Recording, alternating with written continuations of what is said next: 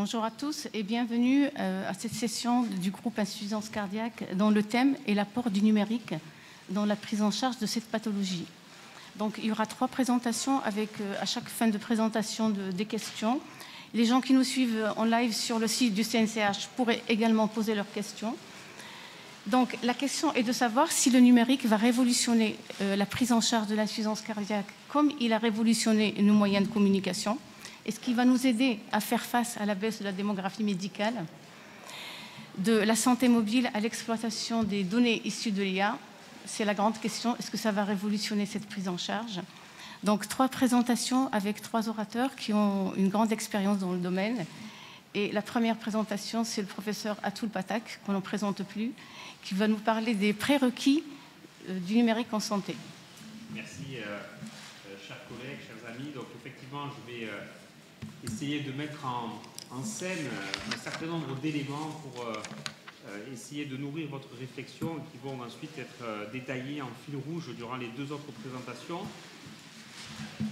Probablement ce qui a révolutionné en 2022 l'intégration et l'apport du numérique dans le domaine de la cardiologie et de la médecine en général, c'est la situation du Covid et du post-Covid.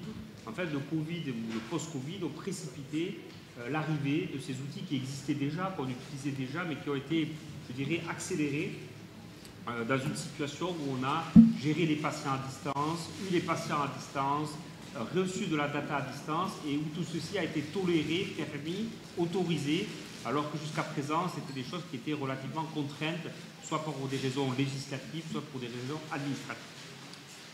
Deuxième observation, c'est j'ai une montre connectée, vous avez une montre connectée, vous avez un téléphone portable, vous avez une balance connectée, vous avez des applications, et donc on a finalement la capacité de générer de plus en plus de données qui sont disponibles ici ou là, et auxquelles se rajoutent les données qui ne viennent pas du patient mais qui viennent de son environnement, ou les données qui viennent de dispositifs, soit embarqués, soit disponibles à la maison. Donc ça, c'est l'équation. L'équation du big data, l'équation du numérique, elle part d'un constat simple. Il y a une situation clinique, maladie chronique qui nécessite une prise en charge particulière. Il y a des outils qui permettent de mesurer l'état de santé du patient, et à ceci, on greffe un écosystème qui va renforcer l'acquisition des données. Donc quand on parle de numérique, de big data, de santé mobile, de e-health, eh bien on parle de cet écosystème. Donc, cet écosystème, eh bien, il est représenté dans cette figure. Vous avez la partie, je dirais, e-health, c'est-à-dire tout ce qui va permettre de récolter de l'information et gérer de l'information. Et puis déjà en filigrane, c'est presque la diapositive de conclusion, mais il faut comprendre qu'au-delà de ce qu'on va collecter numériquement, on va superposer à cette data numérique des data biologiques, par exemple les données de votre génome ou les données de votre phénome, c'est-à-dire les données phénotypiques. Et puis, toutes ces data vont être utilisées par des process machines pour en extraire quelque chose qui va façonner votre pratique clinique. Et ça sera l'objet de la 3e présentation. Donc, quand on parle d'intelligence artificielle, tout démarre avec la data. C'est-à-dire, ce concept d'intelligence artificielle, c'est un concept qui repose sur la gestion et l'intégration de la donnée.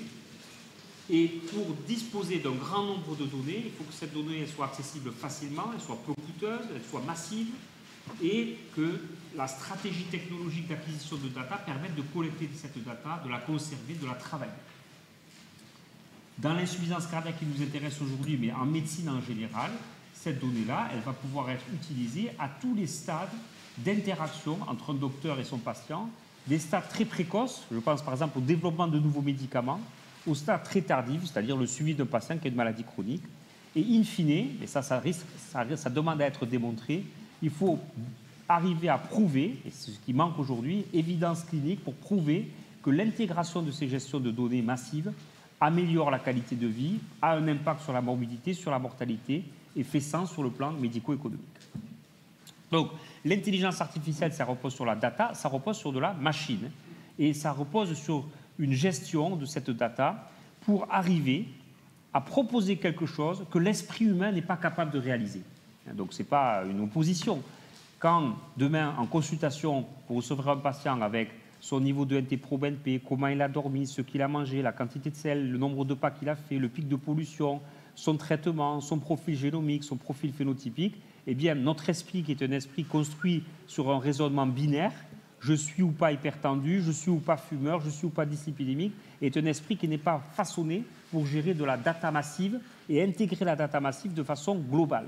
Donc l'intelligence artificielle, c'est un outil qui permet de faire ce que l'esprit humain ne peut pas faire, ou d'aider l'esprit humain à prendre une décision lorsqu'il est soumis à une contrainte de data massive qu'il ne peut pas gérer de façon binaire. Deuxièmement, l'intelligence artificielle, c'est une stratégie qui permet de faire connecter de la data pour faire émerger quelque chose.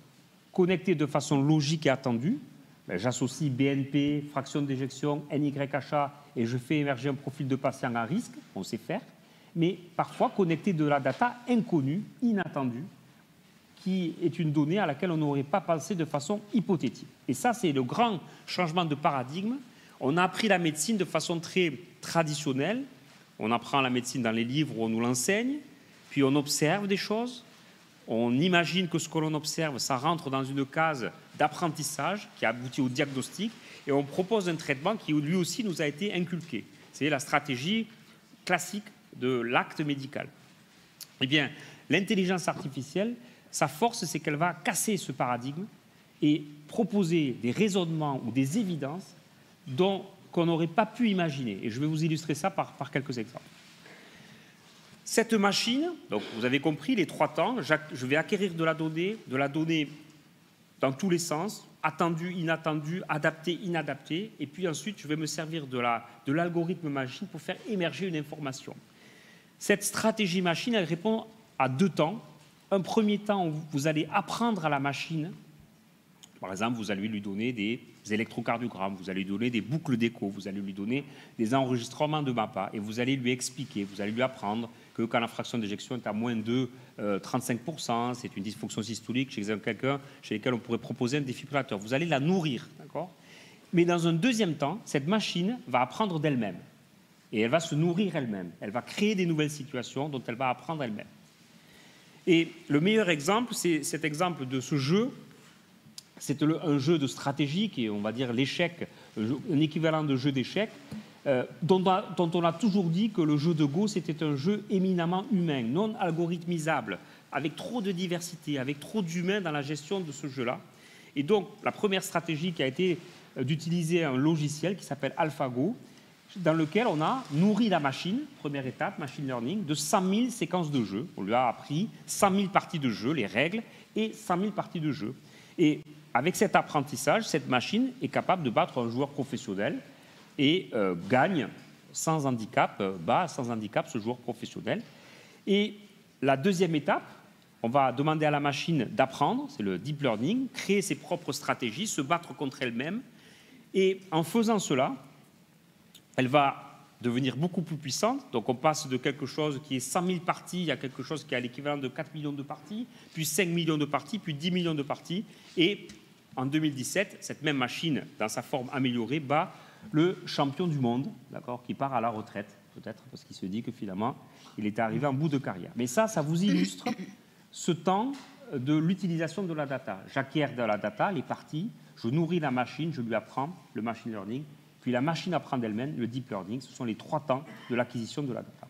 Pour information, cette société AlphaGo a été rachetée par une société que vous connaissez qui s'appelle Google, et elle est utilisée actuellement sur la base exactement de ce qu'on a fait avec le jeu de Go, pour filiariser des patients qui ont une insuffisance rénale chronique.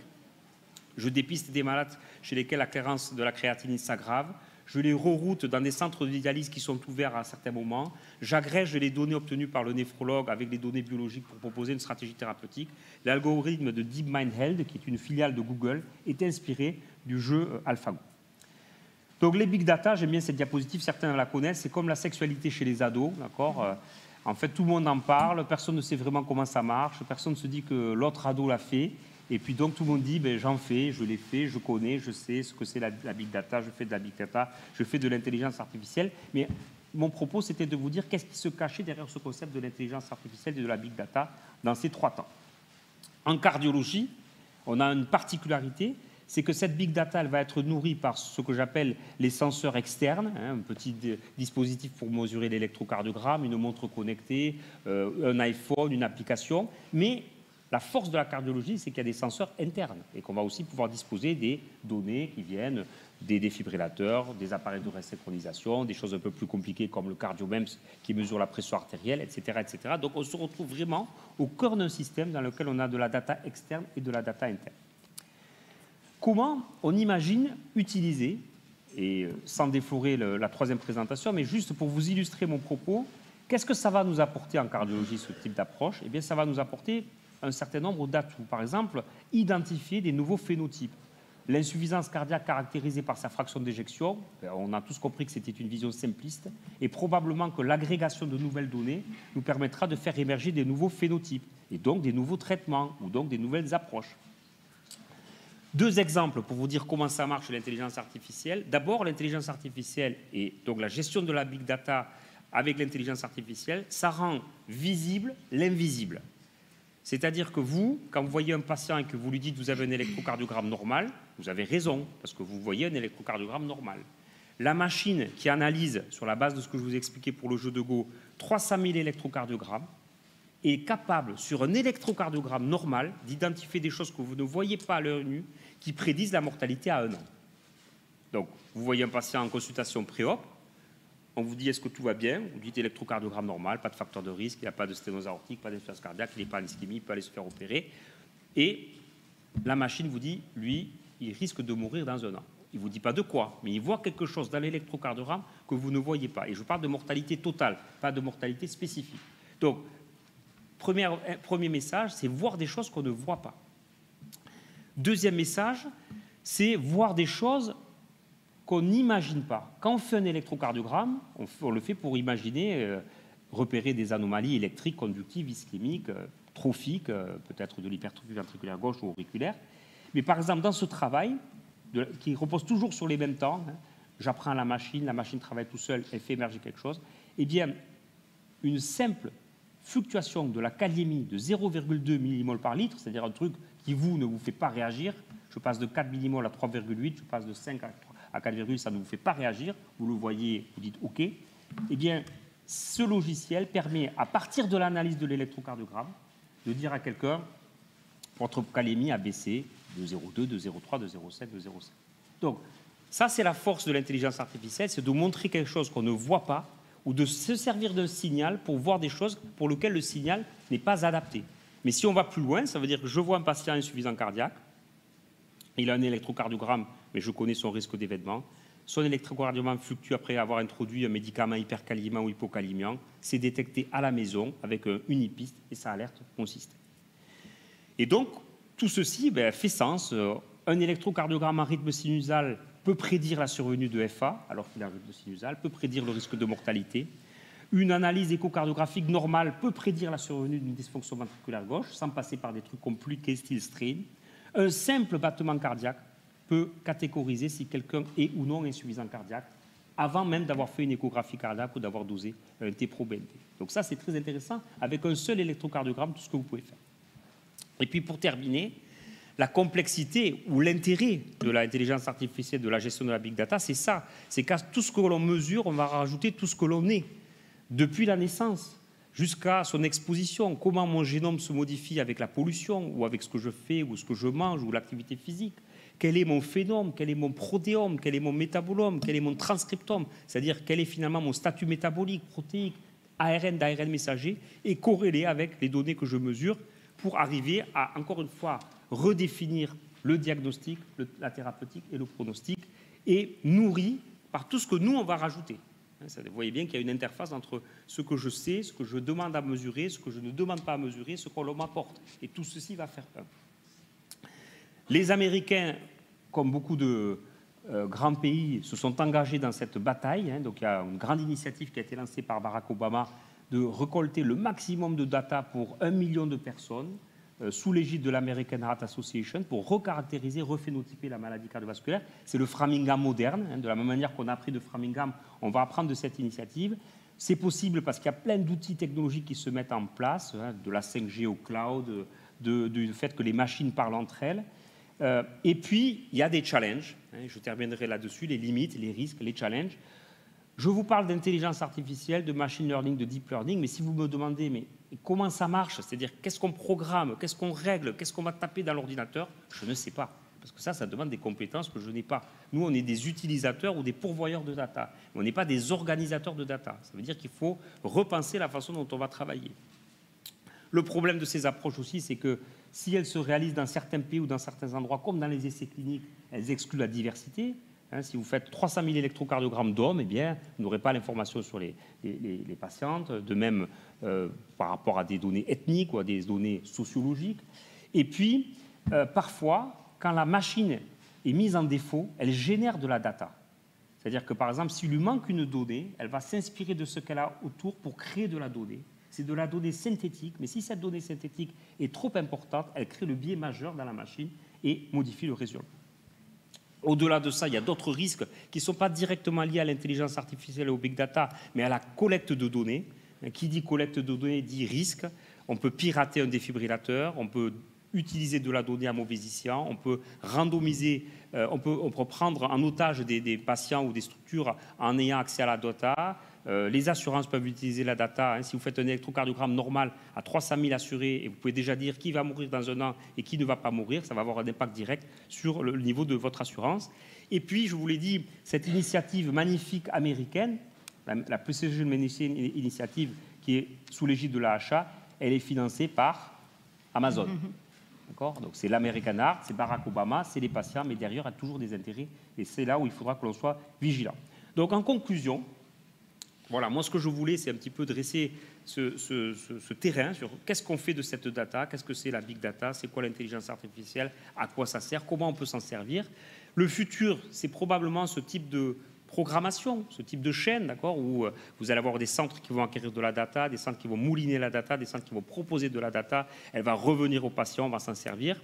Demain, après le deep learning et le machine learning, il y aura une situation où les machines seront totalement autonomes et pourront parler entre elles et gérer les choses entre elles, d'accord. Ça pose des questions probablement éthiques.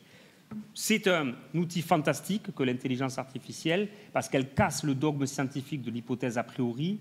Elle va permettre de faire des choses que l'esprit humain ne peut pas faire. Elle peut aller dans des domaines inimaginables avec des signaux qui ont été collectés pour apporter des réponses qui sont inattendues. Elle va probablement permettre de faire émerger des nouveaux phénotypes, des nouvelles stratégies thérapeutiques. Et puis, il y a des risques, je vous l'ai dit, le stockage, la transmission des données, le développement des dispositifs, l'éthique des patients, la rupture numérique ou les évidences cliniques. Parce que même si mon propos est très optimiste, ce qui manque aujourd'hui, comme ce que l'on a avec les médicaments ou avec les dispositifs, c'est des essais cliniques qui démontrent que ces stratégies nouvelles peuvent, de façon factuelle, changer la façon dont on va prendre en charge nos insuffisants cardiaques. Merci pour votre attention. Merci beaucoup pour cette présentation très claire. On fait tout ensemble. Non, alors, question, présentation. Okay. Donc, on va espérer donc que l'intelligence artificielle va nous aider à prédire ceux qui sont répondeurs ou pas à la resynchronisation. Vous pensez que on va y arriver à ça? Mais j'en suis sûr, on y est déjà. L'intelligence artificielle sera un formidable outil d'aide à la décision. Mais ça ne doit pas nous faire peur, parce qu'en fait, il y aura toujours une dimension médicale, qui est la gestion de la divergence. Vous avez besoin d'une CRT parce que votre fraction d'éjection est basse, vous avez un QRS large, et ça va vous améliorer. Mais docteur, je ne veux pas d'intervention. Ok, mais c'est quoi l'alternative? Là, l'algorithme, le robot, il s'arrête. Et c'est vous qui reprenez la main. Ou si le patient est d'accord, vous allez prendre du temps pour lui expliquer les avantages, les inconvénients, ou modifier la façon dont vous allez vous occuper de ce patient. Donc, il faut vraiment le voir comme une aide à la décision, parce qu'aujourd'hui, la façon dont on raisonne est fausse.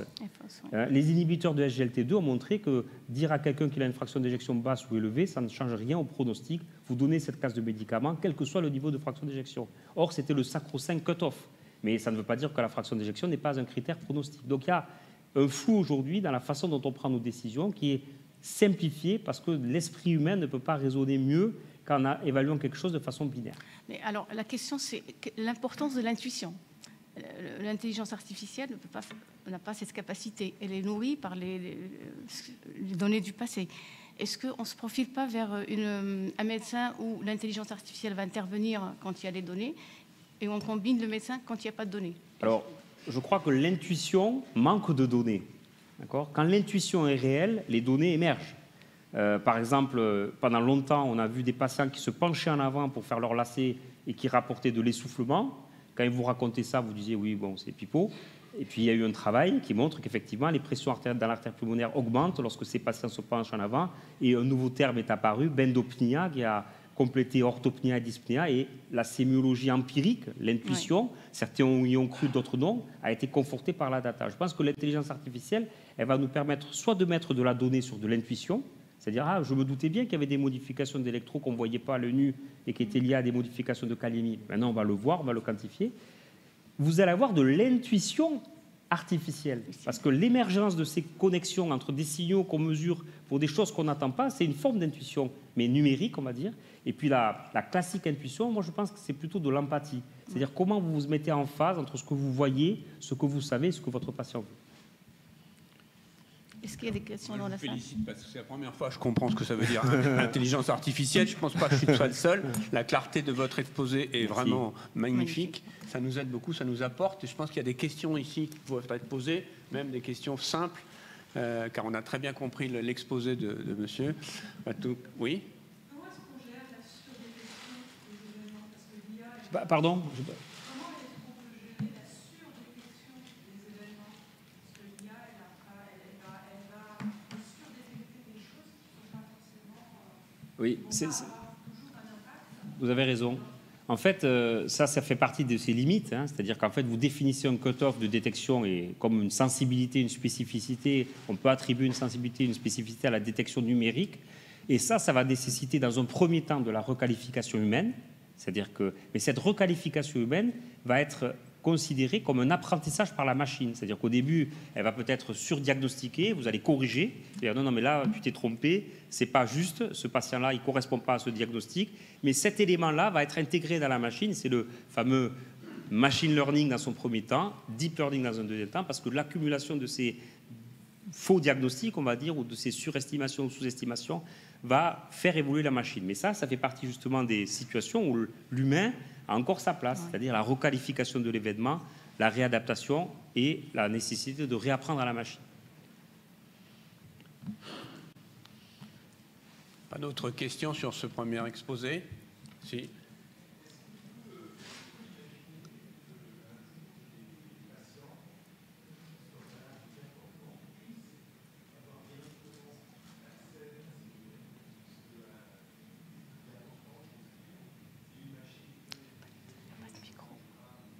C'est dommage, il n'y a pas de micro-porteur.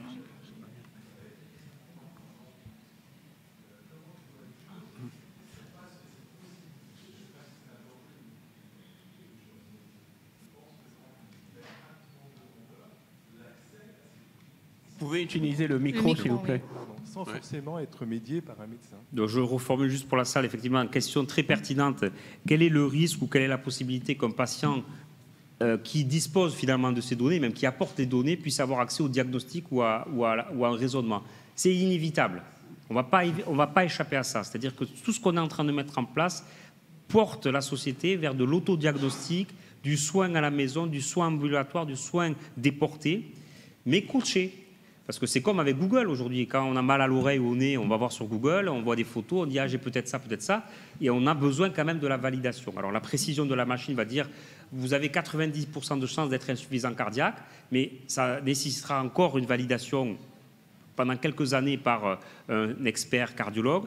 Mais in fine, on se destine vers ça. On se destine vers l'autodiagnostic, l'auto-soin, l'autosurveillance. Mais ça ne résume pas tout, parce que les patients ont des questions, ils ne veulent pas faire ce qu'on leur demande de faire, ils ne sont pas pris, ils ont besoin d'explications.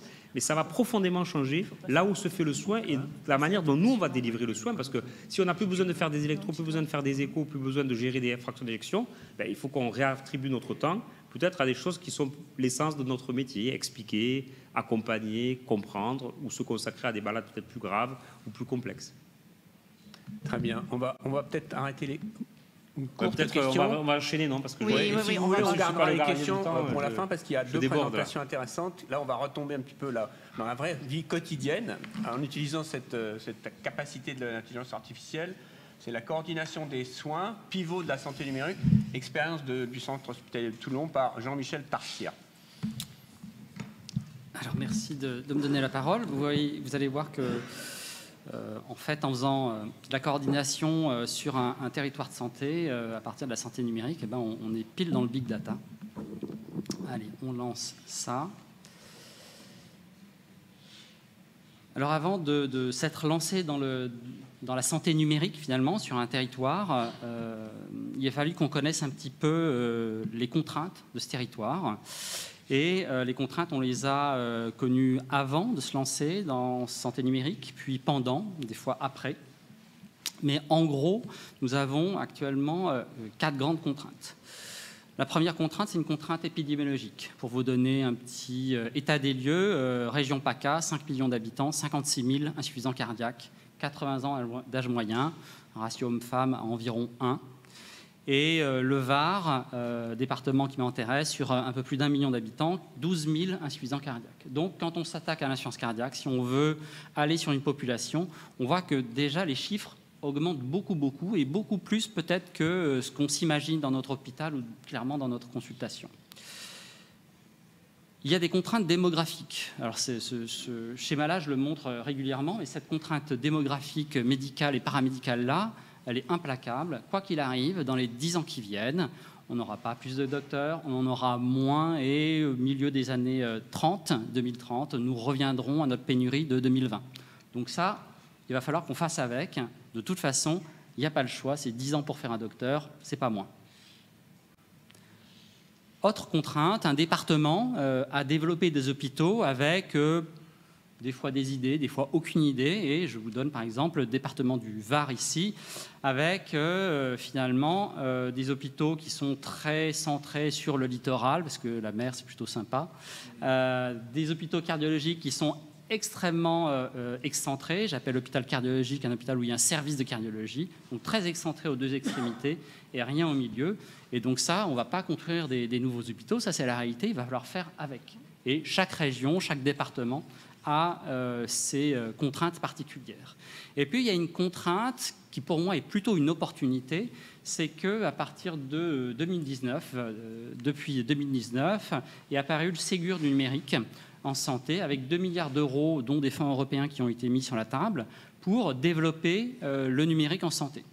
Et là, je vous donne la carte, on va regarder dans quel département vous êtes, et dans chaque région, eh bien, il y a un grade, un groupement régional d'aide au développement en e-santé qui s'est développé. Pour nous, c'est l'IESS, et vous voyez sur cette carte où est-ce que vous êtes. En gros, l'idée est simple, beaucoup d'argent, et développer rapidement l'usage du numérique en santé.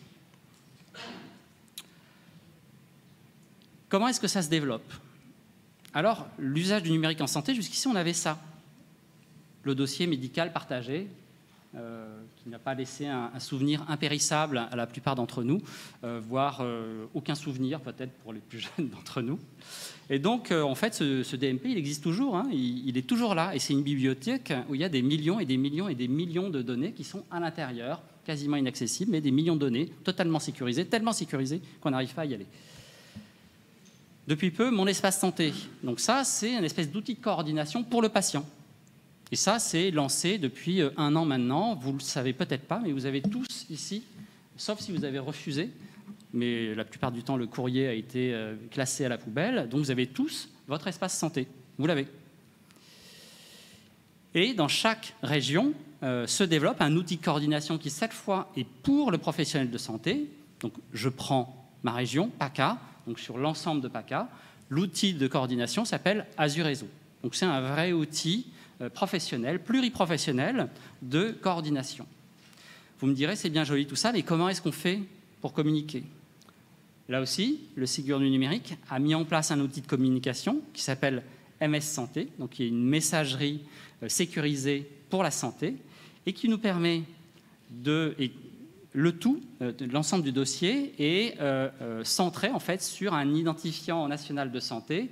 C'est un peu le numéro de sécurité sociale, sauf que vous le savez, le numéro de sécurité sociale, on ne l'a qu'à ses 16 ans. Donc avant, on est sur le numéro de papa, maman.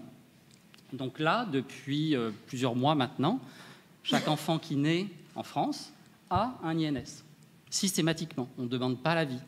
On a tous un INS. Même chose, ici dans cette salle, vous avez probablement déjà tous votre INS, vous ne le savez pas, mais vous l'avez déjà, ça a été créé. Et sur le territoire français, la création est quasiment totalement finie actuellement.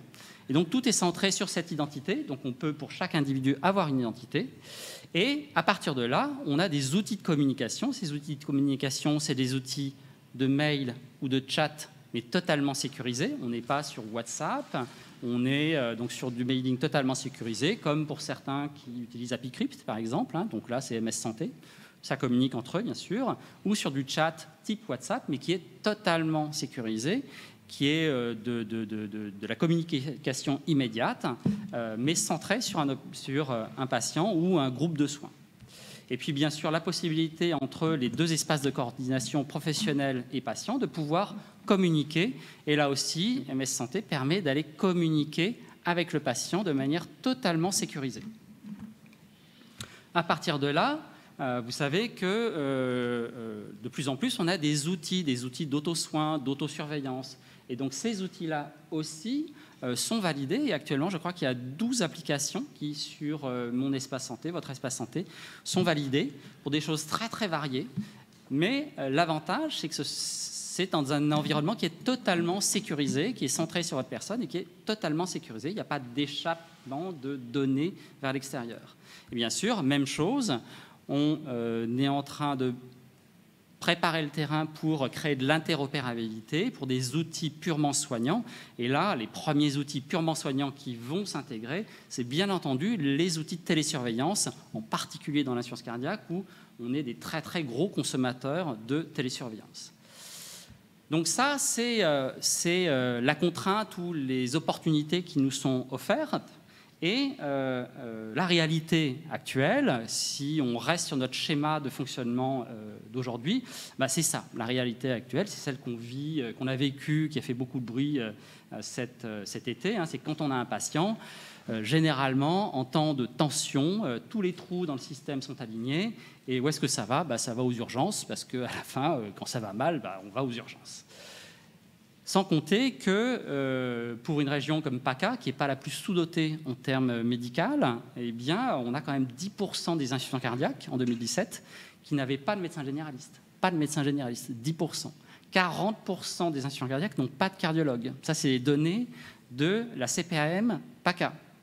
Donc, c'est une réalité. Et c'est 2017. En 2022, je pense qu'on est bien au-delà de ces chiffres-là. Donc ça, c'est aujourd'hui. On a donc décidé de changer un petit peu notre façon de faire.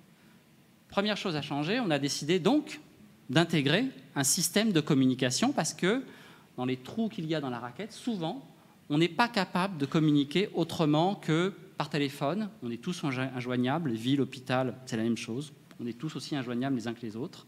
Et de toute façon, ce qu'on fait est totalement en dehors des clous pour ce qui est de la sécurité de transmission des données. Donc, on a centré ça sur un outil de communication.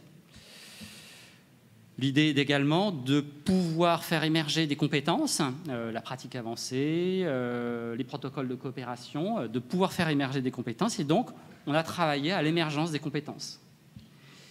Et derrière, eh bien, l'idée est que, même si tous les trous sont alignés malgré ça, on puisse mettre en place une cellule de coordination, donc qui s'appelle FILIAS, filière pour l'évaluation et l'accompagnement dans le parcours de soins de l'insuffisance cardiaque en l'occurrence, mais pourquoi pas d'autres pathologies, qui puissent à la fin récupérer l'information et dire là, il y a une rupture dans la chaîne de soins, il faut faire quelque chose. Finalement, on avait le projet, on avait les patients, ça on n'en manque pas.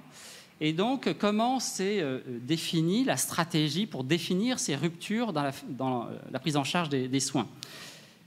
Nous avons tout simplement travaillé avec les acteurs actuels, qui sont les CPTS, les communautés professionnelles de territoire de santé, principalement d'ailleurs sous la dépendance des infirmiers, infirmières, un peu médecins généralistes, pharmaciens, quelquefois des kinés, beaucoup d'infirmiers.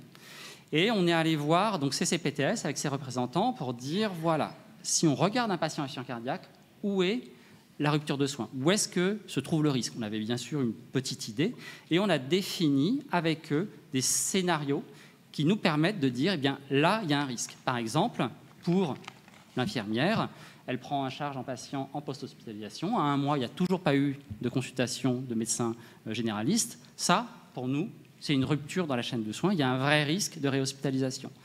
On est à 6 mois d'une hospitalisation. Au bout de 6 mois, il n'y a toujours pas eu de consultation de cardiologue.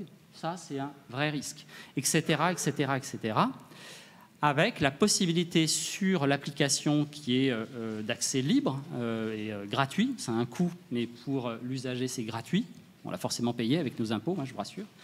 Mais pour l'usager, c'est gratuit. La possibilité de suivre un arbre décisionnel. Et lorsque l'arbre décisionnel est mis en échec, eh bien, automatiquement, la cellule de coordination, sans que le praticien, l'infirmier en ait conscience, automatiquement, la cellule de coordination est au courant de la mise en échec de la filière. Et à ce moment-là, on donne une semaine pour trouver la solution ou 48 heures pour trouver la solution. En fait, ça dépend du degré de sévérité de l'alerte. Et là aussi, les degrés de sévérité ont été calibrés. On les connaît quand l'alerte arrive. Même chose pour les médecins traitants ou les cardiologues qui peuvent avoir, par cette application, la possibilité de déclarer des aggravations pour lesquelles ils n'arrivent pas finalement à gérer la situation. Et là aussi, à partir du moment où nous l'ont déclaré, on est capable de mettre en place une solution, en sachant qu'on peut nous faire une proposition, mais qu'on reste assez libre sur la solution qu'on va développer. Le futur, c'est pouvoir intégrer tout ce qui est prévention et APA, activité physique adaptée, en essayant de faire un répertoire qui puisse être accessible aux patients et aux soignants, et puis bien sûr d'aller basculer sur les pharmaciens, les établissements de soins palliatifs, etc., etc. À partir de là, comment fonctionnent les choses ? Nous avons donc créé une cellule de coordination. Il y a 2 infirmières actuellement, une qui doit être ici. Coucou. Donc 2 infirmières, pratique avancée, coopération, des médecins. On est 4 médecins référents, mais malheureusement, nous n'avons pas de temps dédié. Donc on va voir qu'il y a des limites à tout ça quand même. On est capable à ce moment-là de communiquer généralement par du matériel connecté avec le patient ou l'aidant, par l'intermédiaire de la plateforme de recevoir ou de transmettre des informations de manière totalement sécurisée à l'ensemble du cercle de soins qui a été défini, et avec des informations, des alertes en provenance du domicile, en provenance des cabinets, de pouvoir rerouter le patient vers une solution de prise en charge qui soit précoce, parce que le praticien n'aura pas à attendre 8, 9 jours, 10 jours pour finalement l'envoyer aux urgences. On peut avoir des solutions précoces en privilégiant, bien entendu, l'hospitalisation à domicile, qui est notre grande spécialité, et qu'on fait maintenant même sans passer par l'hôpital. On peut déclencher des hospitalisations à domicile pour insuffisance cardiaque en ville, en voyant le patient en consultation ou simplement en téléconsultation. On peut également prévoir une consultation. La plupart du temps, c'est une consultation au moins mixte, médicale et paramédicale, avec les ISPIC.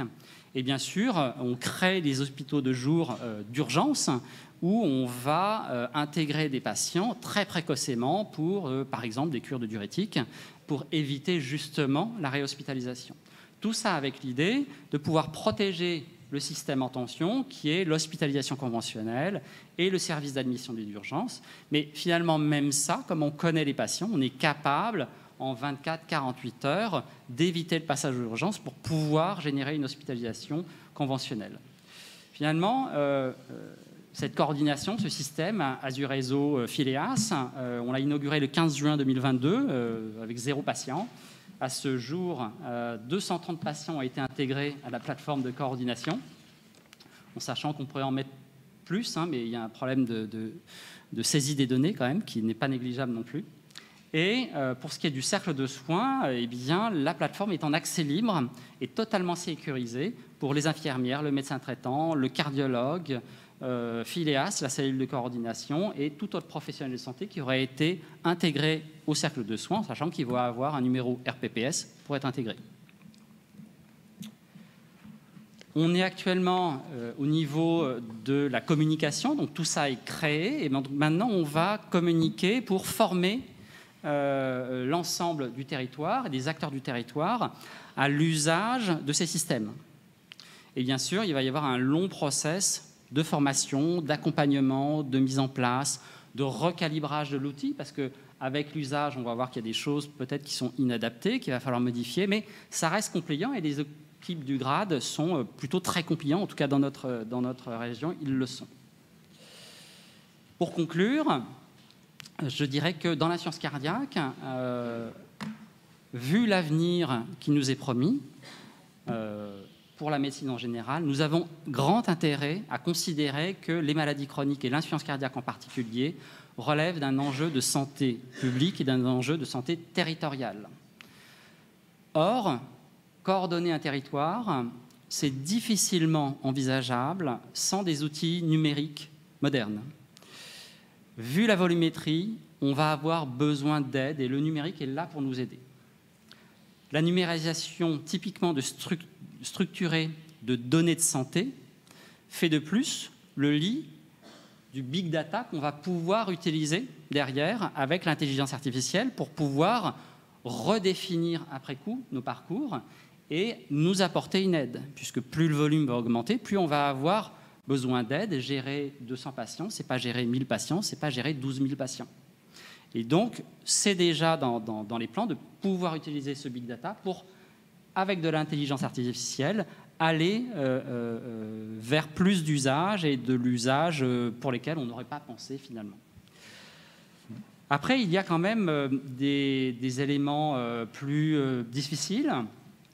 Pour les usagers, il faut clairement, et les usagers professionnels, mais c'est aussi les usagers personnels, il faut que les bénéfices de cette santé numérique surpassent les contraintes. Et je pense beaucoup aux docteurs, aux infirmiers. Actuellement, on a beaucoup de contraintes qui s'ajoutent avec la multiplication des logiciels, avec un bénéfice qui n'est pas complètement évident. De plus, coordination et coopération, c'est beaucoup plus complexe quand on est en milieu concurrentiel. Et donc, même si on a des bonnes relations avec le secteur privé, quand on partage beaucoup de data, ça devient beaucoup plus compliqué de s'accorder entre privé et public. De plus, les modes de financement actuels sont absolument inadaptés et défavorisent totalement la coordination. Le mode de financement de la santé publique ne prévoit pas de financer de tel type de structure. Donc, à ce jour, si ça devait se pérenniser comme ça, eh bien, ça ne se pérenniserait pas, puisque ça n'est que très peu ou très mal financé. Merci beaucoup. Bravo. Très bien.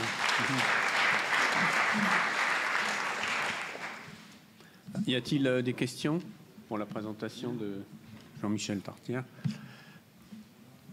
Et en fait, est-ce qu'il y a un conflit? Parce que ce que tu fais, moi je trouve ça formidable, franchement extraordinaire, parce que vraiment c'est de l'innovation, mais c'est une initiative personnelle qu'on n'aurait pas forcément demandé si je te dis, monsieur, vous aurez dans votre contrat de créer quelque chose de nouveau quand tu es devenu dans cet hôpital. Et comment ça se passe au niveau du service et de ta hiérarchie, puisque tu es dans un hôpital public? Oui, tout à fait. Alors, c'est une très bonne question. On a changé de directeur entre-temps. Je vais vous dire la vraie histoire. Comment on a créé Phileas en 2017-2018. On l'a fait en cachette de notre directeur d'hôpital. Et on a commencé par l'HAD. L'HAD allait se référer à notre ARS régional, qui leur ont déconseillé de travailler avec nous. Donc, entre HAD et service, on l'a fait ensemble, en cachette. On a fait 30 patients et après, on leur a dit, voilà, on est capable de faire ça. Et là, ils nous ont dit, ah, mais en fait, c'est ça? Ah, très bien. OK. Et donc là, on a eu l'autorisation. Mais on savait pertinemment que si le pas était un peu trop gros, et donc ils allaient reculer, et d'ailleurs l'ARS a clairement reculé, donc le pouvoir a changé. Hein. Maintenant, la problématique, c'est toujours une problématique de financement. Oui, c'est-à-dire que ce mode de prise en charge rapporte de l'argent à l'hôpital. Donc on est en autofinancement, on est très très largement bénéficiaire.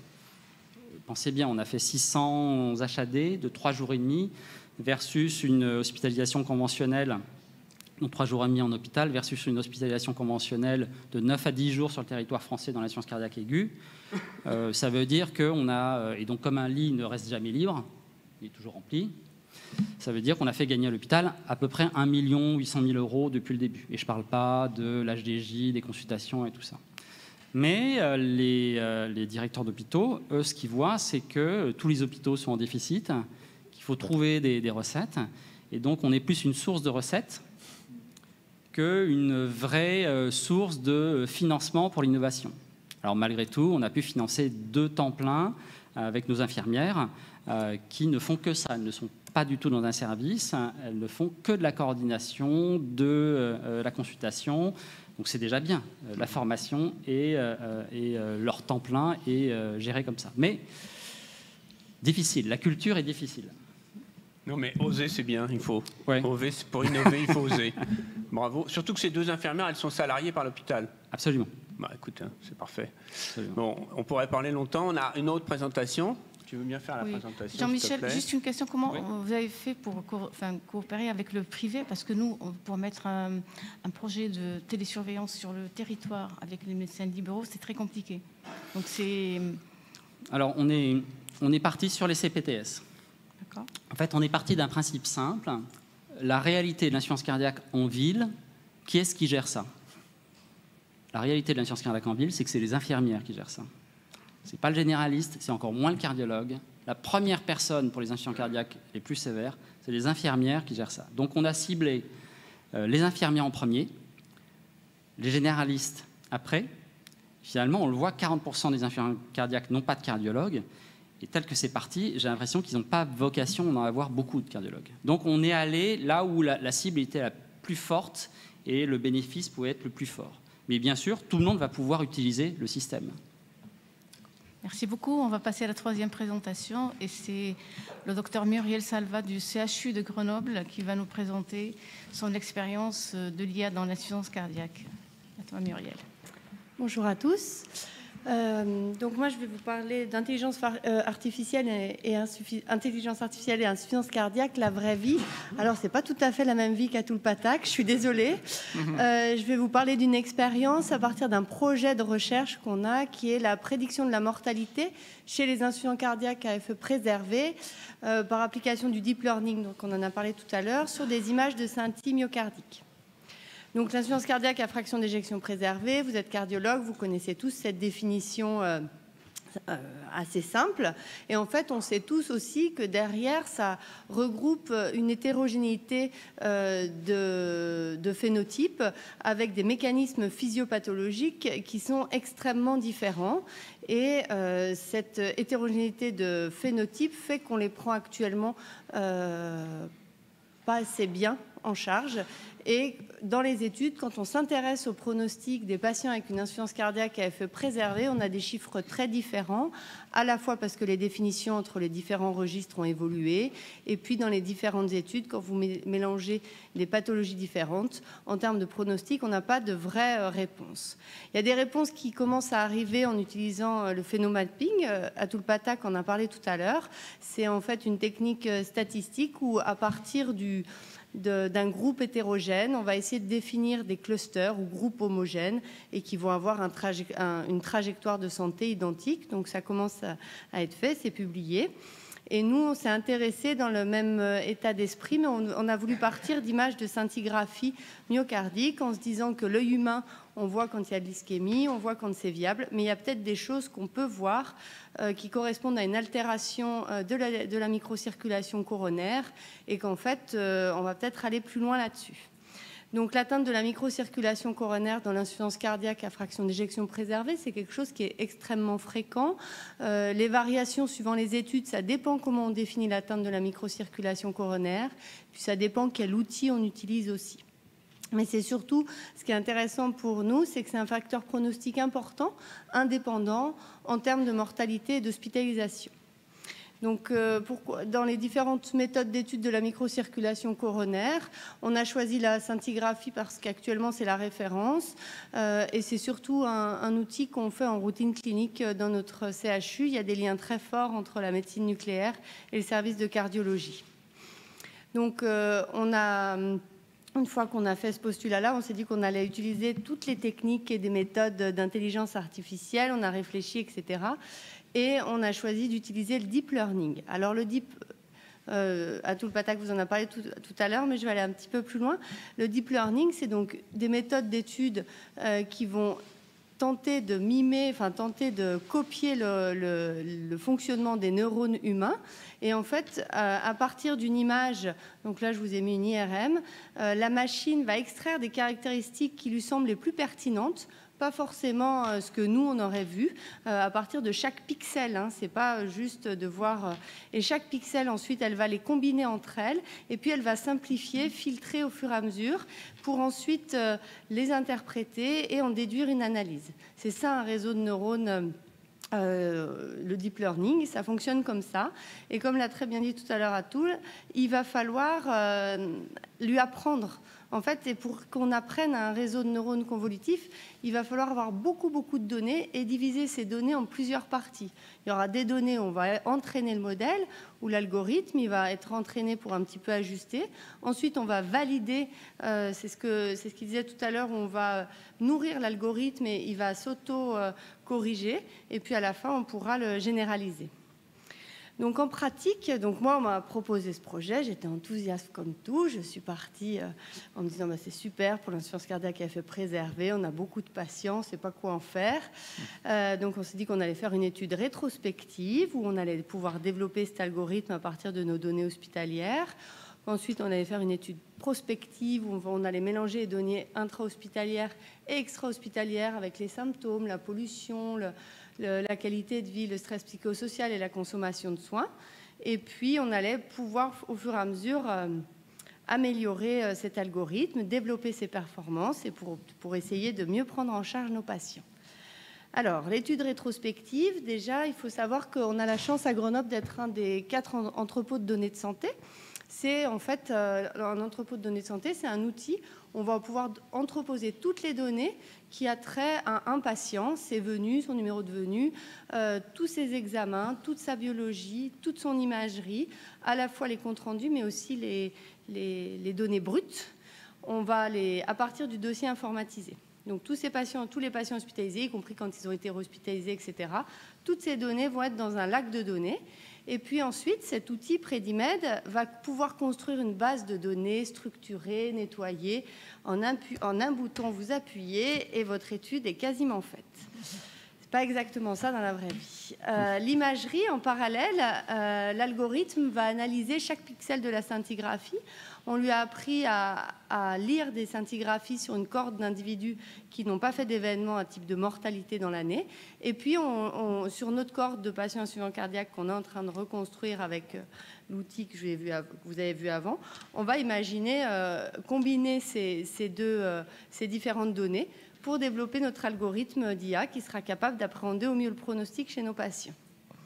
Puis l'étude prospective, on fera pareil. Alors on a encore l'étude rétrospective avec les données intra-hospitalières et en lien pareil avec l'imagerie et ça permettra de nourrir notre algorithme.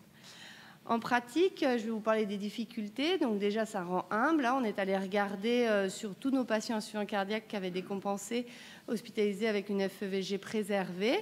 On a regardé ceux qui avaient des scintilles. Des fois, elles n'étaient pas demandées par le clinicien à juste titre. Il avait une insuffisance rénale, un état à côté qui justifiait qu'on n'aille pas forcément le faire. Il y a eu le développement de l'écho de stress. Et puis parfois, le patient a refusé d'aller au rendez-vous. Le patient n'est pas allé, etc. Donc, on n'a pas un taux aussi haut que ce qu'on pensait entre le nombre de patients insuffisants cardiaques hospitalisés avec une FEVG préservée et le nombre de scintilles. Ensuite, quand on voulait faire un projet où on phénotypait bien nos patients et puis on pouvait par exemple sortir le Charlson Score qui s'intéresse aux comorbidités, en fait, on va avoir des données manquantes dans ce Charlson Score. Chez insuffisant cardiaque, il faut le statut VIH. Et en fait, moi, je ne fais pas une sérologie à tous mes patients de plus de 80 ans qui rentrent pour une décompensation cardiaque. Donc, qu'est-ce qu'on fait? Comment on remplace la donnée manquante? Ensuite, l'entrepôt de données de santé, qui est un outil formidable, donc il faut que je le vende comme ça. En fait, on s'est rendu compte qu'avant 2015, il y avait beaucoup de données manquantes. Puis après 2015, quand ils transfèrent tous les documents de tous les logiciels dans ce lac de données brutes, en fait, là aussi, il y a des données perdues. Et puis, il y a un pourcentage non... En fait, les documents, ils sont rattachés à une IPP, un numéro de patient, et puis un numéro de venue. Et en fait, on s'aperçoit que ce n'est pas exactement ça quand on va creuser un peu. Donc, il y a une vraie problématique pour moi d'exhaustivité. Et puis dans les difficultés, c'est qu'on est entre guillemets qu'une structure académique avec une puissance financière des GAFA qui est énorme en face. Et je pense qu'on a déjà parlé du financement. Et la vraie problématique, c'est qu'on n'a pas assez de financement, même s'il y a eu beaucoup d'argent. Et c'est pas assez pour, pas spécialement pour mon projet, mais d'une manière générale pour la gestion des données de santé. Et je pense que même si le médecin doit être dans la prise en charge de ses patients et de l'IA, je crois qu'on est déjà battu. Ensuite, il y a le partage des données. On s'est dit, ça va être super, il y a le SNDS qui arrive, on va pouvoir travailler avec, etc. L'accessibilité, c'est pas si simple. Et puis, le chaînage SNDS patient, il n'est pas parfait non plus. Hein. Quand vous travaillez dessus, c'est pas tout à fait ça. Le partage des données avec les objets connectés, comment on fait? Le patient qui a une Apple Watch, comment on va récupérer ces données? Est-ce que moi, médecin, je vais pouvoir le mettre voilà, et toutes les données de santé, c'est ça, les autres problématiques, puisqu'on explique que tout est interopérable, tout est formidable, mais la donnée, ça coûte extrêmement cher et il va falloir voir un peu la suite. Et puis ensuite, je garde le moral, hein. Pour les difficultés autres, il y a la reconnaissance du texte non structuré. C'est-à-dire que quand c'est structuré, quand c'est dans des cases, la machine, ça marche très très bien. Quand c'est pas dans des cases, et notamment comme les courriers, et on travaille nous à partir des courriers, puisqu'en 2012, 2013, 2014, il y avait que les courriers qui étaient informatisés, et chaque docteur va employer un terme différent pour le tabagisme. On a repéré plus de 20 expressions. Comment on fait quand l'information est absente? S'il y a trop d'informations absentes, on va travailler sur de la donnée de santé qui va être fausse. Et puis les abréviations. En fait, il y avait les gynécologues qui avaient déjà travaillé, donc IVG, ça l'a fait complètement. Quand dans les textes, il y avait poussé d'IVG, la machine, elle n'est pas capable de faire la différence. Donc ça, c'est une autre difficulté. On m'a dit, le texte structuré, ça va aller mieux. Donc en fait, dans un compte-rendu d'écho, pour une fraction d'éjection, il y a visuel, il y a le Techholz, il y a le Simpson, il y a la conclusion chez nous qui est un texte libre où il y a encore de la fraction d'éjection, il y a de l'IRM, il y a de la Synthi où il y a des fractions d'éjection. Donc il va falloir pondérer tout ça. La biologie, alors là, la biologie, on m'avait dit, là, il n'y a pas de souci. En fait, la biologie, si vous mettez supérieur ou égal pour les taux de BNP beaucoup trop élevés, ça ne rentre pas. La machine, elle n'est pas capable, en fait, elle n'est pas créative. Elle va être capable de prendre un chiffre, mais elle ne va pas être capable de lire les symboles si on ne lui a pas appris.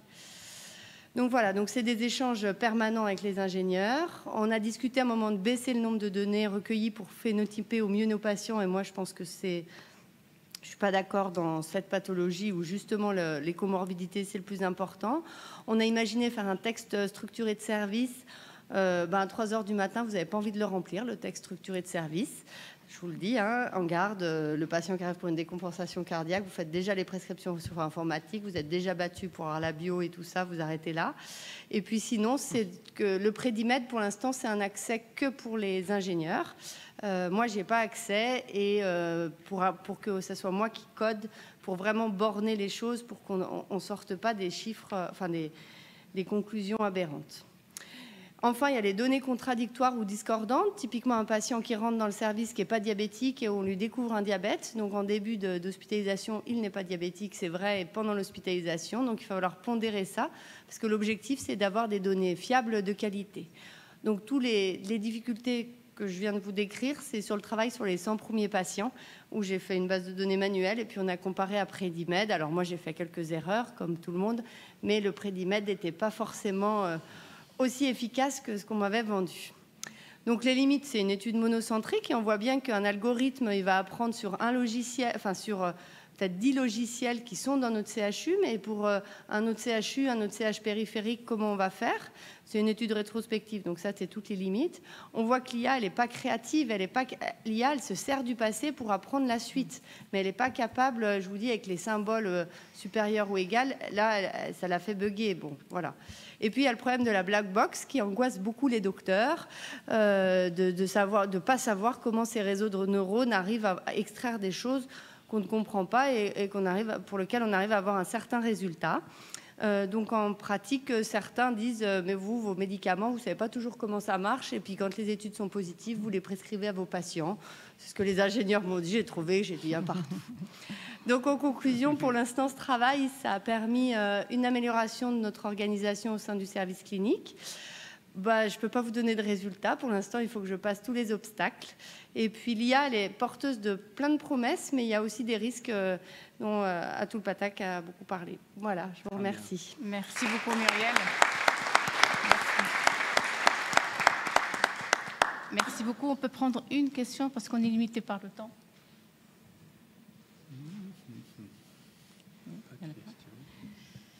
Bon, écoutez, merci à tous. Tu peux conclure. Non, mais moi, je trouve ça très bien. On a bien compris que c'est l'avenir quand même. Que même au niveau universitaire, vous travaillez dessus, dans des hôpitaux généraux aussi. Bravo pour ton projet également. Et merci beaucoup à tous parce que tu nous as vraiment éclairés. Et il faut tous continuer là-dedans. Ça va durer des années. Mais je pense que c'est indispensable. Merci beaucoup à tous en tout cas. Merci Muriel, merci à tous.